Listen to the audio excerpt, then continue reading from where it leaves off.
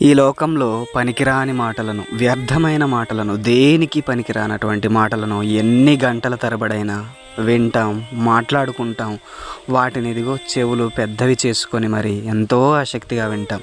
ఆ చిన్న మాటను ఇదిగో ఇరుగు పొరుగు వారికి గోరంత మాటను కొండంత చేసి చూపెడతాం. అక్కడ మనకు కాళ్ళు నొప్పులు ఉండవు, చేతుల నొప్పులు ఉండవు, కళ్ళు మంట పెట్టవు, ఏ ఇబ్బంది అనిపించదు. కానీ దేవుని మాటల విషయానికి వచ్చేసరికి, దేవుని వాక్యం వినే దగ్గర వచ్చేసరికి కాళ్ళు నొస్తుంది, చేతులు నొస్తాయి, ఇదిగో తల నొస్తుంది. ఇంకా లేనిపోని ఇబ్బందులన్నీ దేవుని మాటల దగ్గరే వస్తాయి. దేవుని మాటలు వినడానికి, దేవుని మాటలను ప్రకటించడానికి, దేవుని మాటలను ఇరుగు పొరుగు వారికి చెప్పడానికి మాత్రం మన దగ్గర ఆసక్తే లేదు. ఇదిగో లోక మాటలకు ఉన్నటువంటి ఆసక్తి, లోక మాటలకు ఉన్నటువంటి ఇంపార్టెన్స్ దేవుని మాటలకు ఈరోజు నువ్వు ఇస్తున్నావా?